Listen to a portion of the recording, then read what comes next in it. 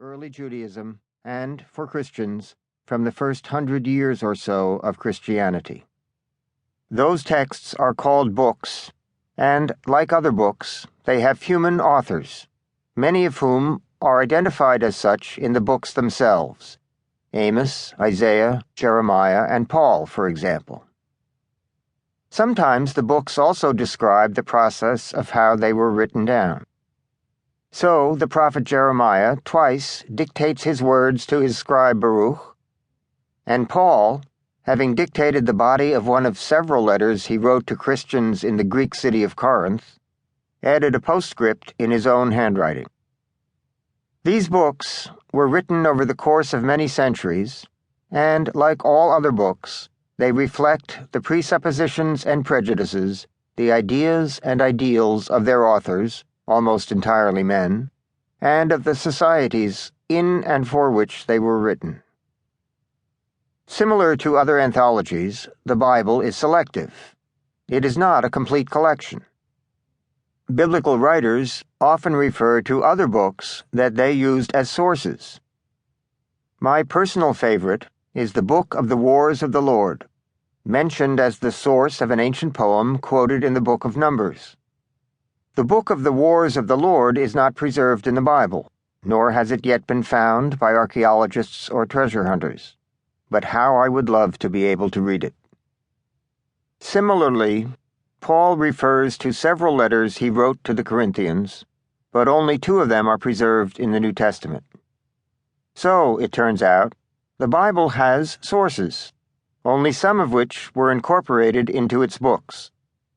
Likewise, only some of the sacred writings of ancient Israel, early Judaism, and early Christianity were included in what became the Bible, the canonical scriptures deemed to have a special authority.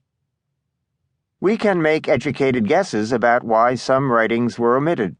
Some were probably considered heretical by religious leaders as they formed their canons, and others may not have had a proper pedigree.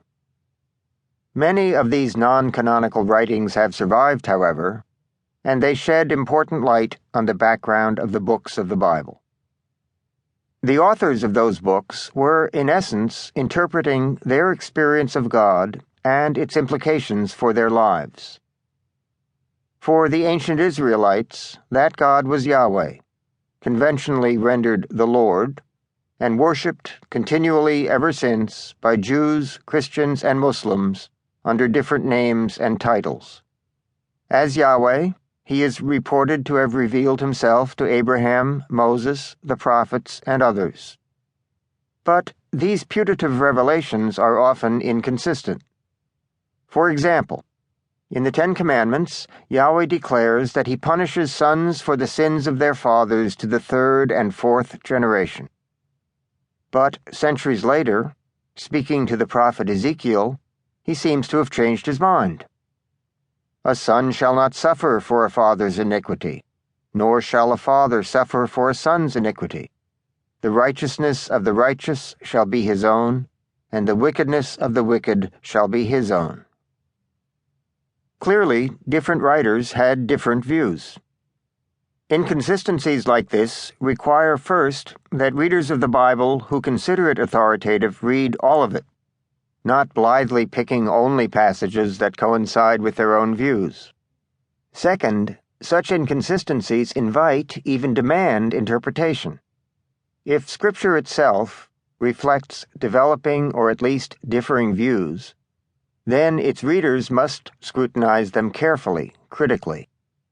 This is especially true given the profound influence the Bible enjoys. Unraveling the complicated history of the formation of the Bible has been the substance of the work of biblical scholars since the Enlightenment. They, or rather we, have been able to trace the development of biblical religion and its various schools of thought, and have posited multiple sources within the Bible itself to explain its repetitions and inconsistencies. A majority of biblical scholars agree on both methods and results.